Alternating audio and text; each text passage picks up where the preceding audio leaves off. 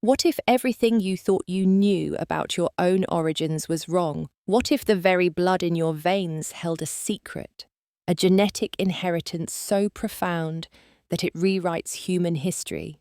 Take a deep breath. That efficient way your body processes oxygen, that's a gift from a species believed extinct 40,000 years ago. Look at your skin, the genes that determine its color, its reaction to sunlight, its ability to produce vitamin D in cloudy climates. They're not entirely Homo sapiens.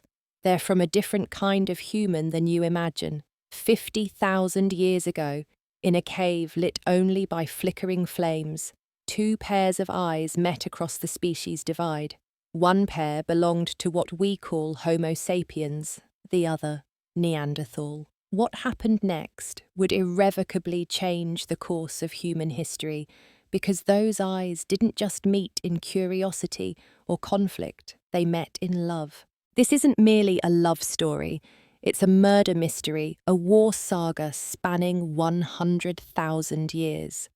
It's a tale of extinction and survival, of genius and brutality, revealing how we became the sole human species left on a planet that once hosted at least 6 distinct human lineages. Tonight, you'll discover that you are not purely Homo sapiens. You're something more complex, more interesting, and perhaps more troubling. You're going to meet your ancestors, including those with heavy brows, massive muscles, and the genes that still influence whether you're a morning person or a night owl. Scientists just cracked the code in December 2024, and the results are in. They change everything. We didn't replace the Neanderthals.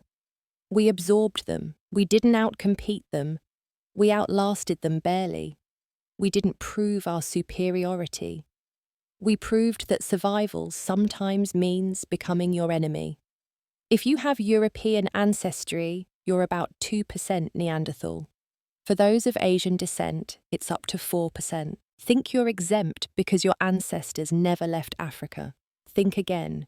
You still carry their DNA through ancient back migrations. There's no truly pure human alive today, not one. We are all hybrids. We are all the children of that forbidden love in the firelight. And once you know the truth, once you see how deep this rabbit hole goes, you'll never look at yourself, your family, or your species the same way again. So buckle up, because you're about to discover why every racist on Earth is actually arguing against their own genes, why every human achievement includes Neanderthal contributions, and why the story of us versus them is really the story of us becoming them. Welcome to When Neanderthals Met Humans, Clash of the Cousins. Welcome to the truth about yourself. The question isn't whether you're part Neanderthal, you are.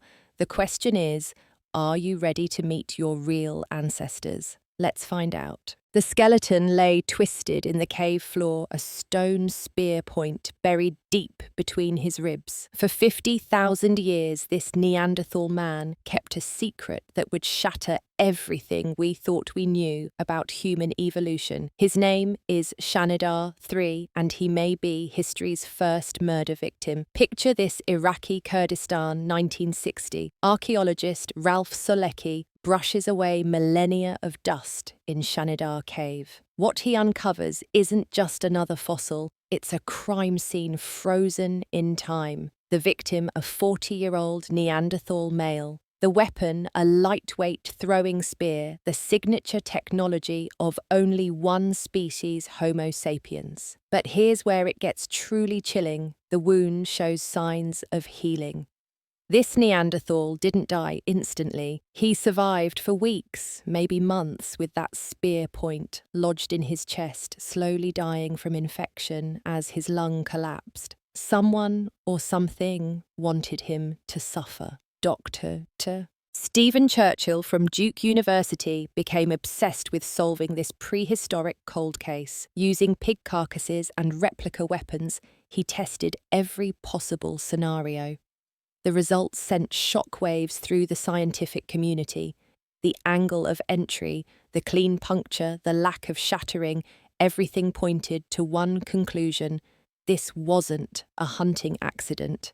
This wasn't Neanderthal on Neanderthal violence. This was deliberate. This was personal. And this was us. For the first time, we had forensic evidence of what might be humanity's original sin, the systematic killing of our evolutionary cousins. But Shanidar 3 was just the beginning. Across Europe and Asia, more evidence emerged: skulls with suspicious fractures, bones with cut marks suggesting cannibalism, mass graves where Neanderthal remains showed signs of violence. The comfortable story we told ourselves that Neanderthals simply couldn't compete with our superior intelligence was crumbling.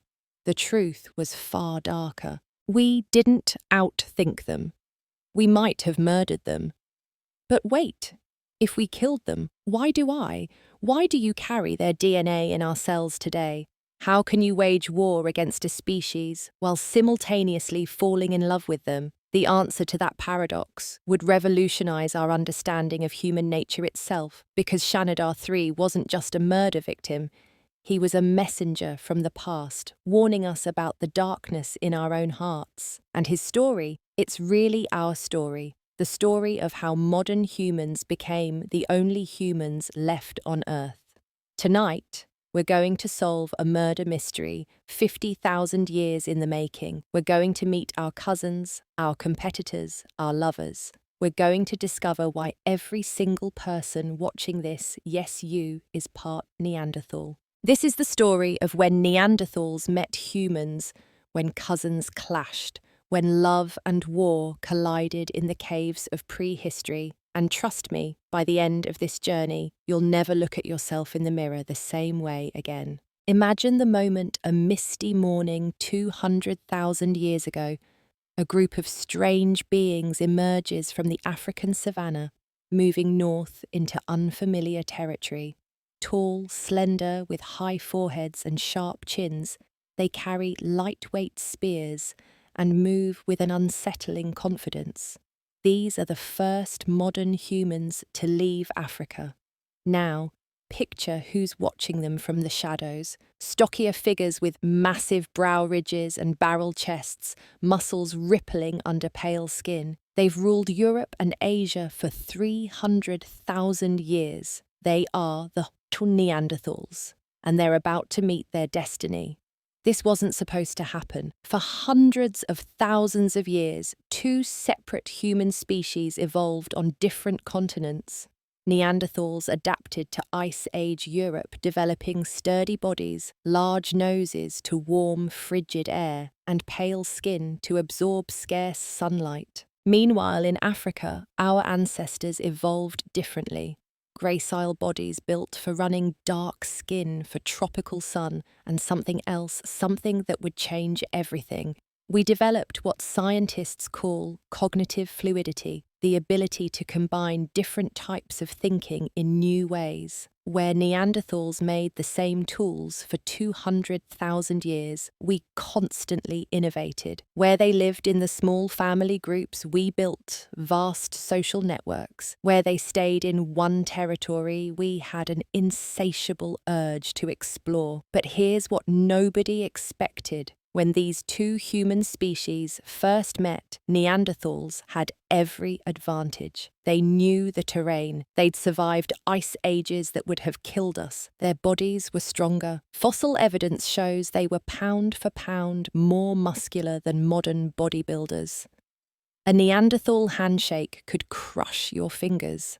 So, what happened in that first encounter? The archaeological record gives us tantalizing clues. At sites across the Middle East, we find something remarkable. Layers of Neanderthal tools, then modern human tools, then Neanderthal again, back and forth for 100,000 years. This wasn't the quick conquest we once imagined. This was a stalemate. Dr. Chris Stringer from London's Natural History Museum puts it bluntly: early modern humans didn't sweep into Europe and wipe out the Neanderthals. They tried to colonize.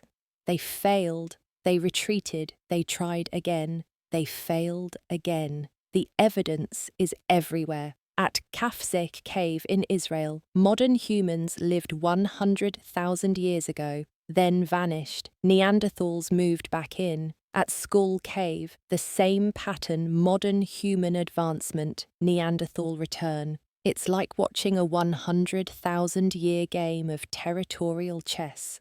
But something else was happening during these encounters, something that would leave permanent marks on both species. In those contested borderlands, in those moments when territories overlapped, when two types of humans met face to face, something unexpected occurred. They didn't always fight. Sometimes in the firelight of shared caves with the Ice Age winds howling outside, two pairs of eyes would meet across the species divide, and in those moments, the future of humanity would change forever. Because we were about to discover that Neanderthals weren't the brutes we imagined, and they were about to discover that we weren't the weaklings we appeared to be. The collision of two human worlds had begun, and neither species would ever be the same. Forget every war you've ever heard of, the 100 Years' War Child's Play, World War II, a blip.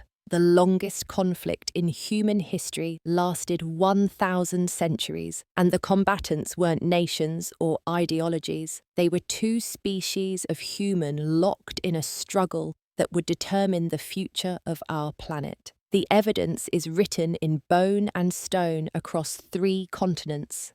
Skull fractures, parry wounds on forearms, defensive injuries from blocking blows, embedded spear points, mass graves. This wasn't occasional skirmishing, this was systematic warfare on a timescale that defies comprehension. Dr. Nicholas Longrich from Bath University doesn't mince words. The archaeological evidence paints a dark picture. Both species show trauma patterns consistent with interspecies violence. Young males, especially the warriors, show injury rates that would make a Vietnam field hospital look peaceful. But this war was unlike anything in recorded history. No generals, no battle plans, no peace treaties.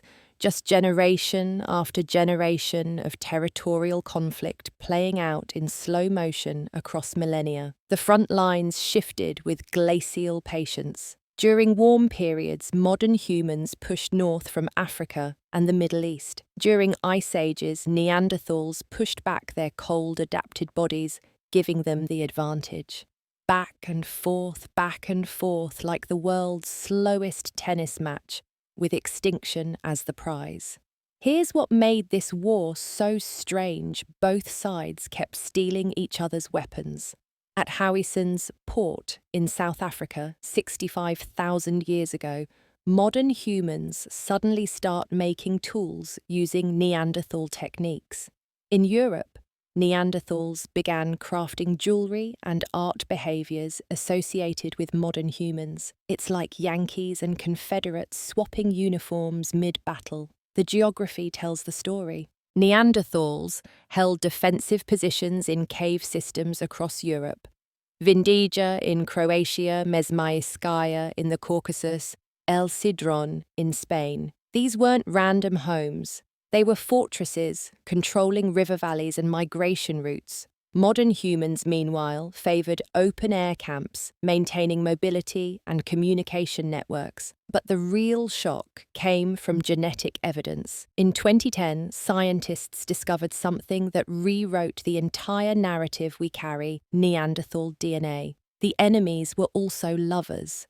The war zones were also meeting places. Every battle line was also a potential romance. This created a paradox that haunts us still. How do you wage genocidal war against a species while simultaneously creating children with them? How do you demonize an enemy whose genes you carry? The answer might lie in what anthropologists call competitive exclusion. Two similar species can't occupy the same ecological niche indefinitely. Like lions and tigers, wolves and dogs, one must yield or perish. But unlike those examples, Neanderthals and modern humans were close enough to breed, close enough to love, close enough to hate. The war reached its climax 45,000 years ago. Climate catastrophe, Heinrich Event 4, plunged Europe into brutal cold. Resources became scarce, territories shrank. The comfortable buffer zones between species disappeared. It was time for final solutions. And that's when modern humans deployed their secret weapon, not better spears, not stronger muscles, something far more devastating: the ability to lie. Language, abstract thinking, and social cooperation gave us something Neanderthals possibly lacked the ability to form massive alliances based on shared myths. We could convince strangers we'd never met to fight alongside us. We could plan ambushes. We could betray. The 100,000-year war was ending, but nobody truly won, because in victory we absorbed our enemies into ourselves, their genes, their technologies, perhaps even their dreams. We became the sole survivors of humanity's longest war. But we also became something else, the first humans to commit genocide against our own kind. And that darkness, it never really left us. She was 17, maybe 18, a Neanderthal woman with rusted hair and pale eyes that had never seen African sun. He was older, one of the dark-skinned strangers who'd arrived with the spring migration. By all the laws of nature and culture, they should have been enemies. Instead, on a Romanian riverbank 40,000 years ago, they became lovers. We know this because their great-great-grandson left us his DNA. The young man scientists call OAC1 carried something unprecedented: 6 to 9% Neanderthal DNA, with segments so long and unbroken that his Neanderthal ancestor could only have been 4 to 6 generations back, a great-great-grandmother or grandfather. This wasn't distant prehistoric mingling, this was a family photo album written in genetic code. When we first saw the data, we couldn't believe it, admits Dr. David Reich from Harvard. This wasn't occasional interbreeding. This was sustained relationships, love affairs, marriages, if you will.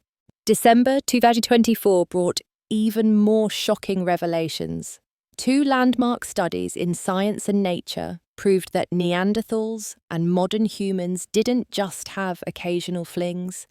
They maintained intimate relationships for 7,000 continuous years. That's 350 generations of love across the species divide. But these weren't fairy tales. The genetic evidence tells darker stories too. Consider this: we find Neanderthal DNA in our cell nuclei, but not in our mitochondria. The DNA passed only through mothers.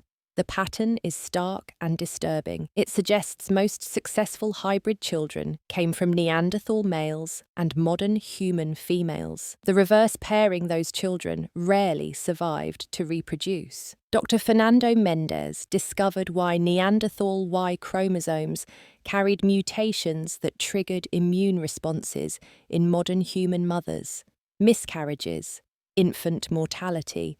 The price of love across species boundaries was often death, yet they kept trying. At Denisova Cave in Siberia, archaeologists found evidence of a teenage girl who was herself a hybrid. Her mother was Neanderthal, her father Denisovan, another archaic human. 3 human species mingling in one cave, creating children who embodied the complexity of Ice Age relationships. The archaeological record hints at these prehistoric love stories, shared hearths where both tool technologies appear. Neanderthal sites with modern human ornaments, modern human burials with Neanderthal-style grave goods, like finding a Yankees cap in a Red Sox locker room. Evidence of intimacy that transcended tribal boundaries. But perhaps the most poignant evidence comes from Israel's Kafse cave, a modern human child buried 100,000 years ago, laid to rest with deer antlers, a Neanderthal burial tradition. Someone who knew both customs, who moved between both worlds, who loved a child enough to honor both heritages. These relationships faced challenges we can barely imagine. Communication barriers: did they share enough language to whisper endearments? Cultural conflicts, what happened when hunting strategies clashed? Social rejection, how did their respective tribes react? The male hybrids often faced the cruelest fate. Many were likely sterile genetic dead ends in societies where reproduction meant survival.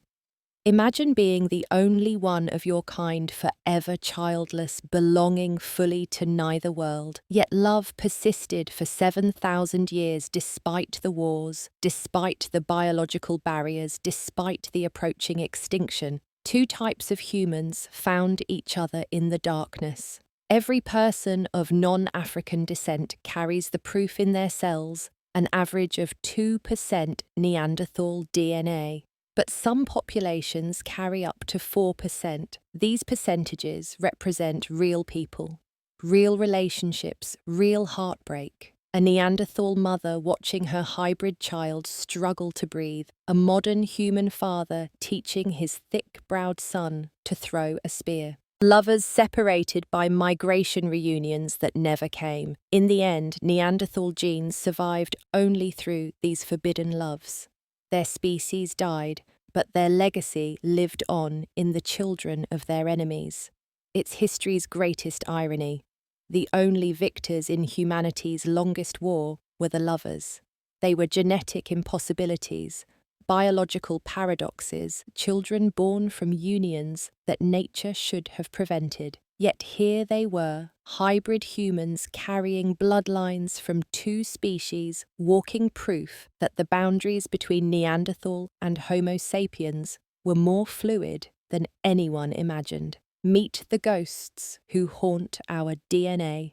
The first shock came from a French cave. Scientists analysing a child's remains from Lagar Velho found something that shouldn't exist. A skeleton showing both Neanderthal and modern human features dated to 24th and 500 years ago, thousands of years after Neanderthals supposedly went extinct. This 4-year-old boy wasn't just a hybrid.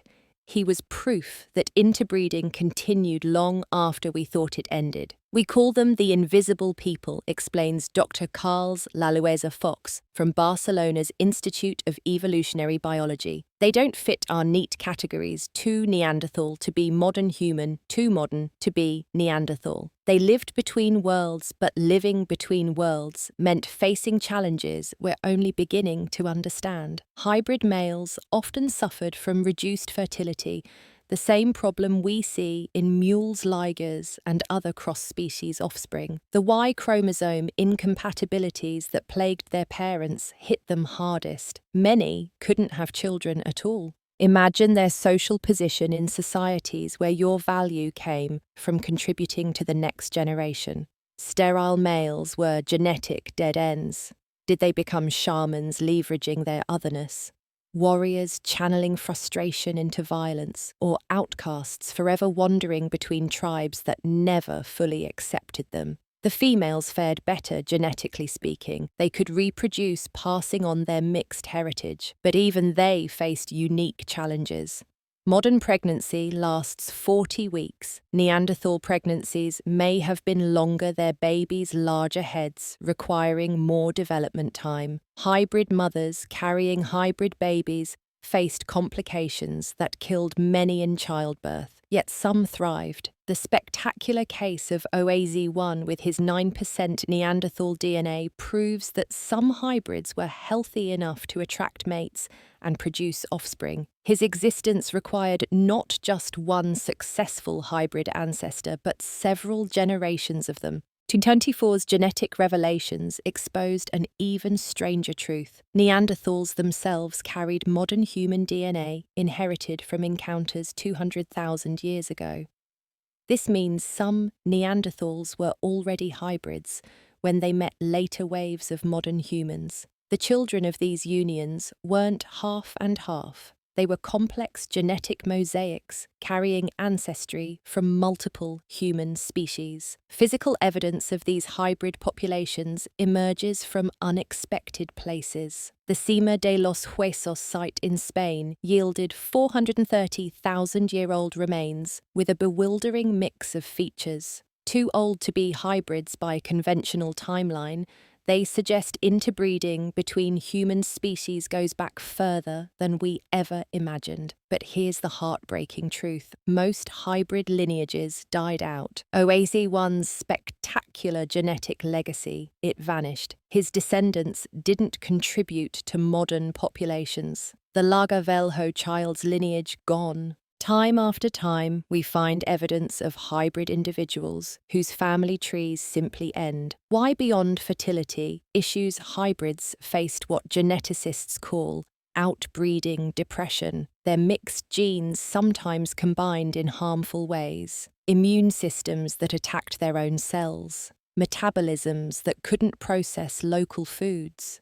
Brain development that fell between two functional patterns, creating cognitive challenges. Some researchers suggest a darker possibility: systematic infanticide. If hybrid babies were seen as omens or abominations, they might have been killed at birth. The archaeological records' silence about hybrid children, we find so few, might speak volumes. Yet against all odds, some hybrid lineages survived. Every non-African human alive today descends from successful hybrids. We are all children who shouldn't exist, products of forbidden love between species carrying genes that cross boundaries science said were uncrossable. The children caught between worlds paid the price for our existence. Their struggles, their shortened lives, their genetic deaths paved the way for modern humanity. We exist because they existed first and failed and tried again, generation after generation, until finally, miraculously, some succeeded. We are all the children who shouldn't exist, and every time we look in the mirror, we see their legacy looking back. The weapon that would decide humanity's future wasn't nuclear. It wasn't even metal. It was a piece of wood sharpened to a point balanced for throwing, and 50,000 years ago it gave our ancestors the edge that would doom an entire species. Picture two workshops side by side. In one, a Neanderthal craftsman chips away at stone, creating tools his ancestors perfected 300,000 years ago. Each strike is precise, practiced perfect. In the other workshop, a modern human experiments with something new, a throwing stick that multiplies the force of a spear. One represents perfection, the other innovation. Guess which one survived? Neanderthals were the ultimate conservatives, explains Dr. April Nowell from the University of Victoria. They found something that worked and stuck with it for hundreds of thousands of years. Modern humans, we couldn't stop tinkering if our lives depended on it. Turns out they did. The technological arms race between our species reads like prehistoric science fiction. Neanderthals dominated close combat weapons, thrusting spears that required incredible strength and courage to use. You had to get within arm's reach of a mammoth or cave bear. Their skeletons bear witness crushed ribs, pierced shoulders, trauma patterns identical to modern rodeo riders. Modern humans played a different game: projectile weapons. Throwing spears and later spear throwers called atlatls let us kill from 30 yards away. When Neanderthals charged in for close combat, we picked them off from a distance. It was Bronze Age tactics versus Stone Age courage. But here's where it gets interesting.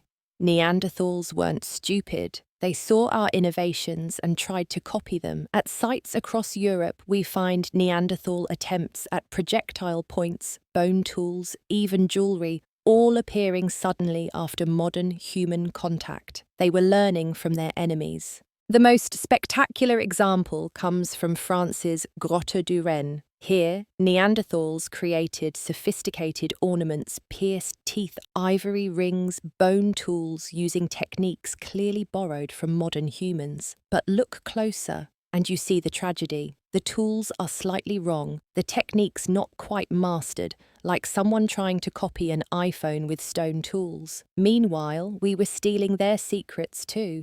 Neanderthal adhesive technology, mixing pine resin with beeswax and ochre to create prehistoric superglue suddenly appears in modern human toolkits. Their cold weather clothing designs, perfected over millennia, became ours overnight. The real technological revolution wasn't in the tools themselves, but in how fast we could spread innovations. A Neanderthal innovation might take 50,000 years to travel from Spain to Croatia. Modern humans, we had trade networks spanning continents.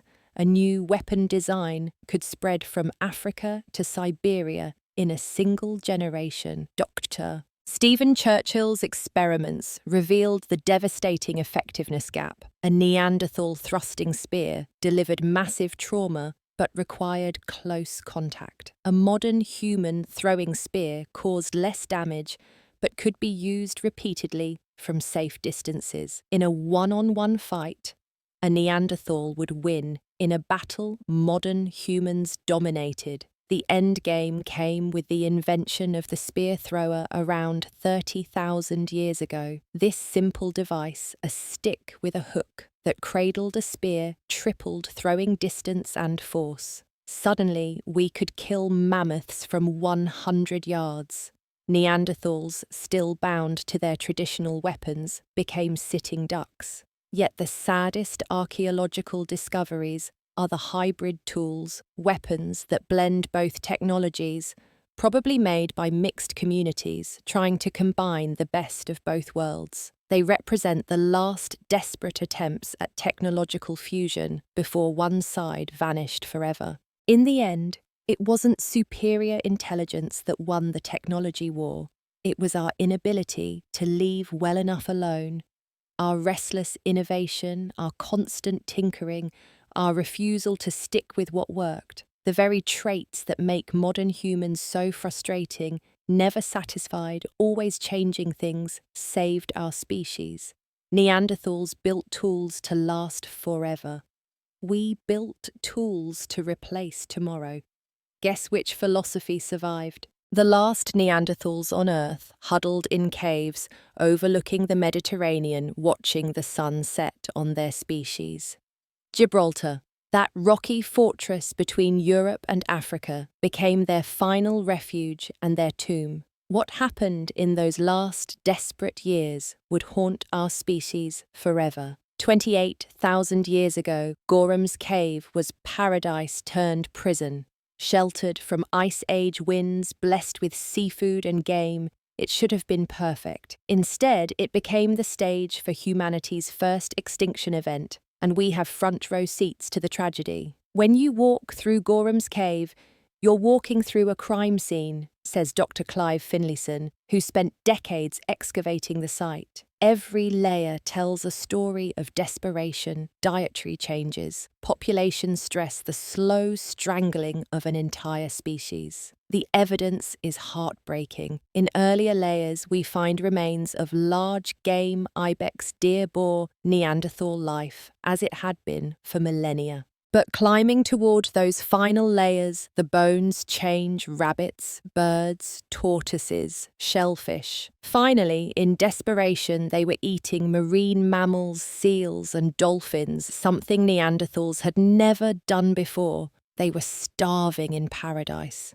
Meanwhile, just across the strait in Africa, modern humans thrived. The same resources that couldn't sustain the last Neanderthals supported massive modern human populations. Why we had trade networks bringing resources from inland. We had boats for deep-sea fishing. We had the ability to exploit resources Neanderthals couldn't reach. But Gibraltar's Neanderthals didn't go quietly. They innovated with desperate creativity. Hash marks on cave walls, possibly numerical notation, abstract patterns that might be art, eagle talon jewelry, more sophisticated than anything their ancestors made. Facing extinction, they experienced a cultural renaissance. The most haunting discovery came from Devil's Tower rock shelter, a Neanderthal child's skull, around 4 years old, dated to 28,000 years ago, one of the last Neanderthal children ever born. Whoever buried this child with red ochre and perforated shells knew they were witnessing an ending. Did they understand their entire species was dying? Climate data reveals the final blow: a series of severe cold snaps between 30,000 and 28,000 years ago turned Gibraltar from refuge to trap. The forests retreated, game migrated south. For a population already stressed, already inbred from isolation, it was too much. Genetic evidence from these final Neanderthals tells a story of tragic isolation. Populations that once ranged across continents had shrunk to tiny bands of closely related individuals. Inbreeding depression reduced fertility. Increased birth defects accelerated their decline. They weren't just running out of food, they were running out of genetic diversity. The last Neanderthals faced a perfect storm, explains Dr. Katarina Harvati from the University of Tübingen. Climate change, resource competition, demographic collapse, and yes, pressure from modern humans. Any one factor, they might have survived, together impossible. Yet even in those final years, there's evidence of contact with modern humans' tools that blend both traditions, ornaments that echo modern human styles. Were these last Neanderthals trading with their replacements, learning from them? Or were modern humans already moving in intimate witnesses to extinction? The very last layer containing Neanderthal remains dates to 28,000 years ago. Then nothing. After surviving 400,000 years of ice ages, volcanic winters, and climate chaos, they vanished not with a bang, but with a whimper. No great final battle. No dramatic last stand, just silence. But here's the kicker: we almost joined them. Genetic studies show modern humans also experienced a population bottleneck around this time, dropping to perhaps 10,000 individuals worldwide. We came terrifyingly close to following our cousins into oblivion. What saved us? The very traits that doomed them. Where Neanderthals were specialists, we were generalists. Where they were conservative, we were innovative. Where they were territorial, we were networked. The differences were tiny, the consequences absolute. Standing in Gorham's cave today, you can almost hear the echoes, the last conversations in a dying language, the last flint napped in ancient tradition, the last Neanderthal parent holding the last Neanderthal child, watching the last sunset their species would ever see. We won by the narrowest of margins, and in winning we lost something precious, the only other humans who truly understood what it meant to be human. Their ghosts haunt Gibraltar, still reminding us that extinction is always just one perfect storm away. In a German valley 400,000 years ago, something extraordinary happened.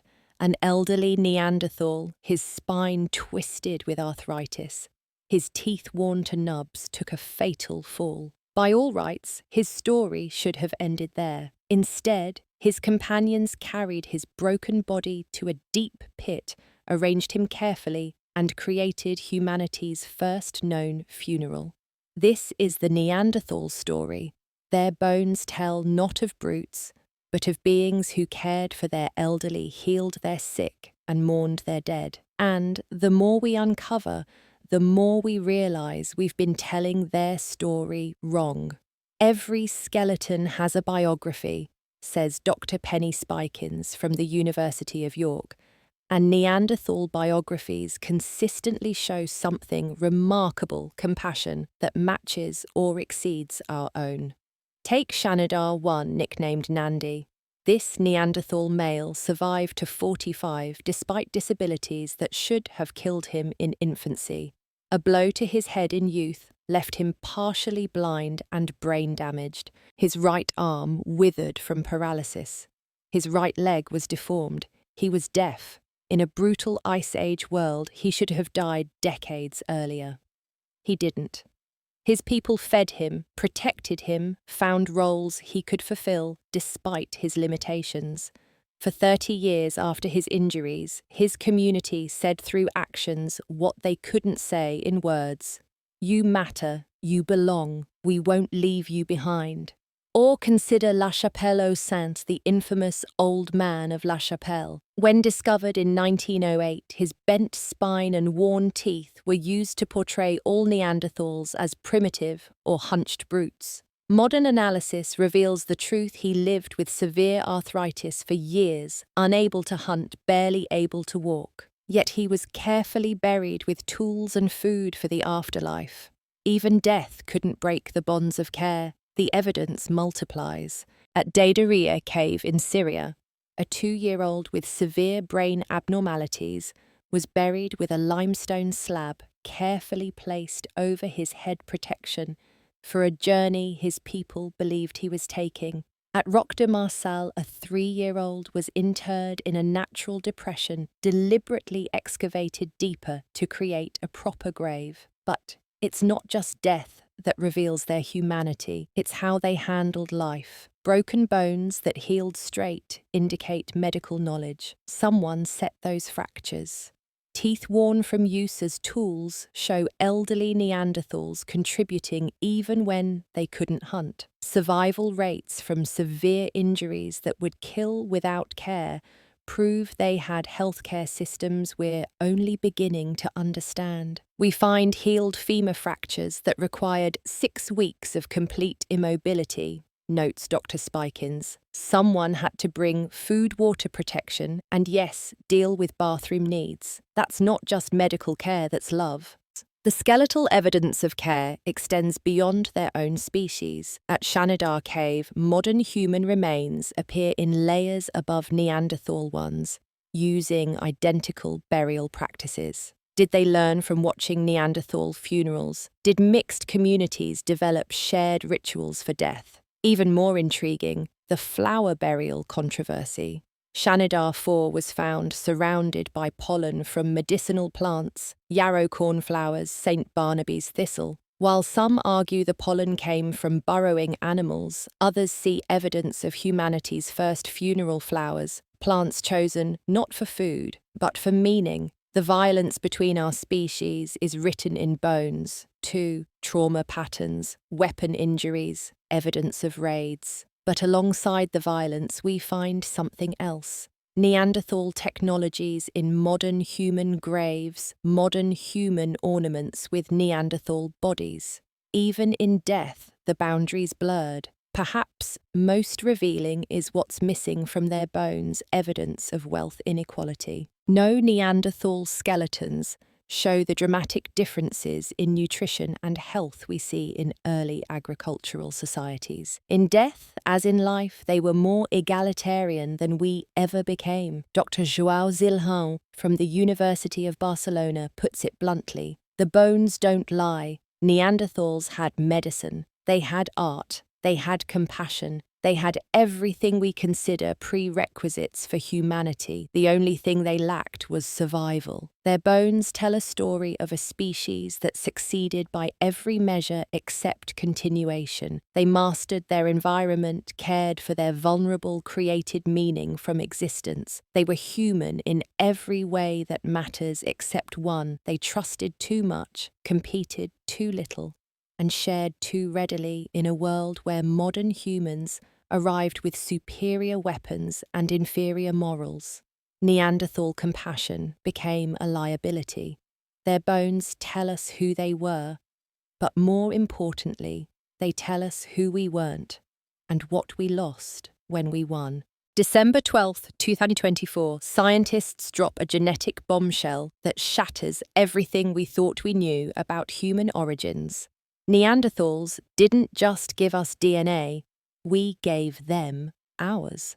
For 7,000 years, our species didn't just coexist. We formed families, communities, and bloodlines so intertwined that untangling them required supercomputers and breakthrough algorithms. We had to recalibrate our entire understanding, admits Dr. Priya Morjani from UC Berkeley, whose team made the discovery. This wasn't occasional interbreeding. This was sustained gene flow over 350 generations. These species knew each other intimately. The revolution began with a mystery Why did all non-African humans have roughly the same amount of Neanderthal DNA, about 2%? If interbreeding was random, we'd expect wild variation. Some populations with 10%, others with none. Instead, suspicious uniformity. Enter the breakthrough. IBD Mix, an algorithm that can detect ancient DNA segments even after 50,000 years of recombination. What it revealed rewrote prehistory that 2% wasn't from random minglings, but from a specific period 50,500 to 43,500 years ago, when our species mingled continuously. But here's where it gets weird. The gene flow went both ways. Neanderthal genomes from after 200,000 years ago contain 2.5 to 3.7% modern human DNA. Our ancestors had been intimate with Neanderthals for longer than Homo sapiens has existed as a pure species. The implications stagger the mind. Every history book is wrong. Every museum display oversimplified. We didn't replace Neanderthals, we absorbed them. They didn't go extinct, they merged with us. Dr. Joshua Akey from Princeton puts it provocatively. Neanderthals are not extinct. Their lineage continues in us. We are the hybrid species that survived. The genetic revelations keep coming. That Neanderthal DNA isn't randomly distributed through our genomes. It clusters in specific regions, especially genes, controlling immune function. 40% of our immunity genes have Neanderthal variants. Skin and hair. Up to 70% of East Asian skin genes come from Neanderthals. Metabolism, particularly fat processing in cold climates. Brain development, though, notably absent from speech areas, but evolution also actively removed Neanderthal DNA from critical regions. The X chromosome is nearly Neanderthal-free. Genes controlling sperm production show strong selection against Neanderthal variants. Our genomes bear scars from ancient genetic warfare. Some hybrid combinations were so harmful that natural selection erased them. The most shocking discovery: we're still finding new archaic humans in our DNA. Ghost population species. We've never found fossils for left genetic signatures in modern humans. We weren't just mixing with Neanderthals, but with a whole community of human species. It's like finding out your family tree includes not just the relatives you knew about, but entire branches you never suspected existed, explains Dr. Sriram Sankararaman from UCLA. The medical implications transform modern healthcare. That Neanderthal DNA affects everything from COVID susceptibility to depression risk. The gene variant that made some people desperately ill with COVID inherited from Neanderthals. The genes that help Tibetans live at high altitudes, also Neanderthal gifts. But technology keeps pushing boundaries.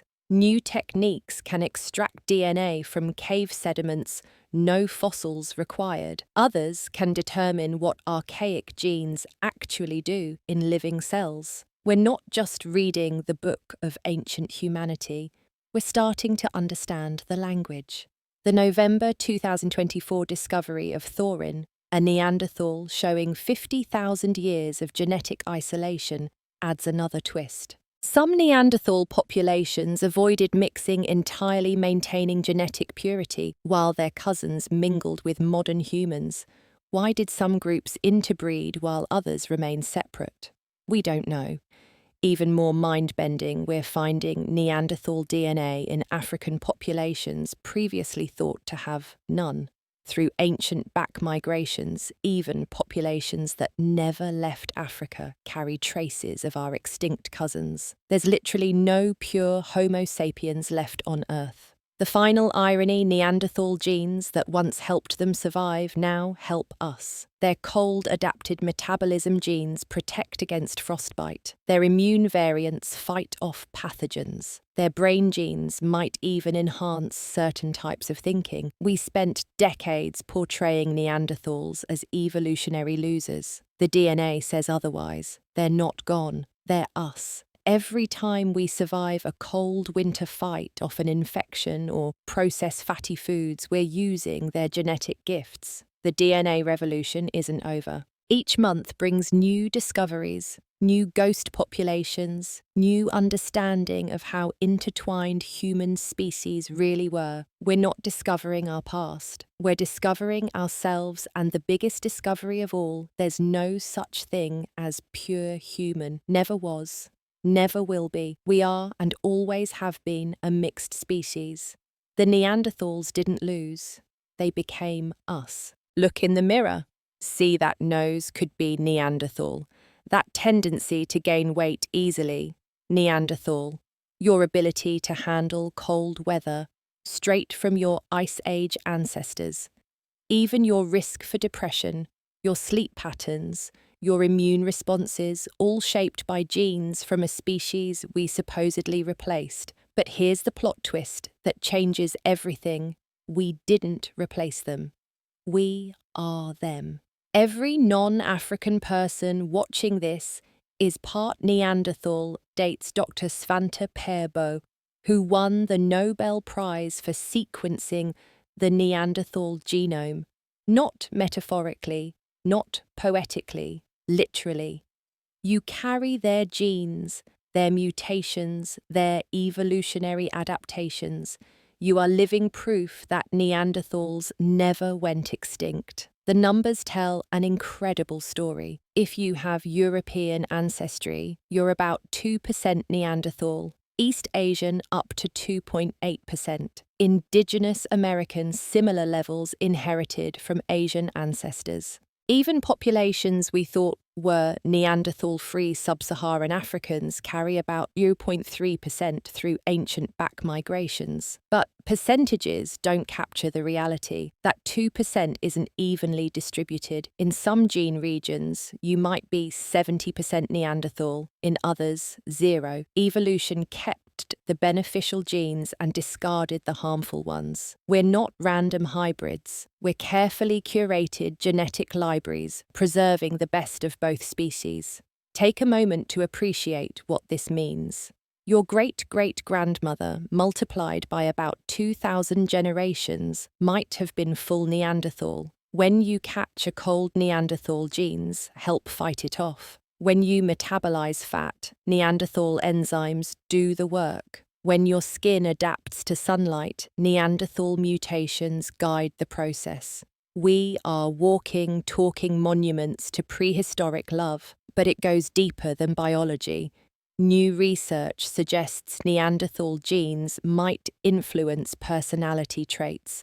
The gene variants associated with being a morning person are more common in people with higher Neanderthal ancestry. Tendency toward introversion might be your inner Neanderthal. Even certain types of intelligence could be influenced by archaic genes. We used to think of evolution as replacement, explains Dr. Tony Capra from UCSF. Now we know it's more like remixing. We're the greatest hits album of human evolution. The medical implications transform how we think about health. That back pain plaguing millions, partly because we're walking around in bodies mixed from two species with different spinal architectures. Autoimmune diseases, sometimes caused by Neanderthal immune genes, overreacting to modern threats. Mental health issues may reflect the challenges of running a Homo sapiens brain with Neanderthal neurochemistry, but Neanderthal genes also gave us superpowers.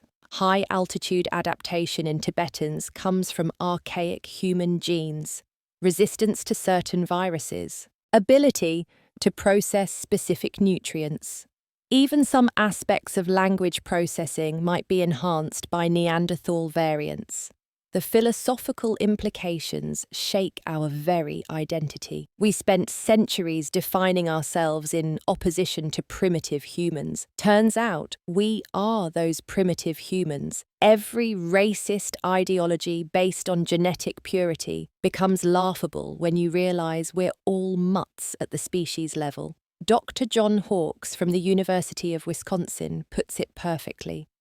There's no pure human population, no master race, no genetically chosen people. We're all hybrids. We're all immigrants from somewhere else. We're all carrying genes from species we used to think were inferior. Looking forward, the Neanderthal within us isn't done surprising us. As we face new diseases, climate change, and unknown challenges, genes that lay dormant for millennia might suddenly become crucial. The COVID pandemic showed this. A Neanderthal gene variant determined who lived and who died. We're entering an era where we can activate or deactivate archaic genes, potentially awakening dormant Neanderthal traits. Imagine choosing to express Neanderthal muscle-building genes for athletics, or their cold resistance for Arctic exploration. We might become more Neanderthal by choice. But perhaps the most profound realization is this: every human achievement includes Neanderthal contributions. The art, the music, the technology, the civilizations we built, all created by hybrid minds combining the best of both lineages. Michelangelo, painting the Sistine Chapel, part Neanderthal. Einstein developing relativity, part Neanderthal. You watching this, part Neanderthal. We tell stories of conquest, but the truth is absorption. We tell stories of superiority, but the truth is synthesis.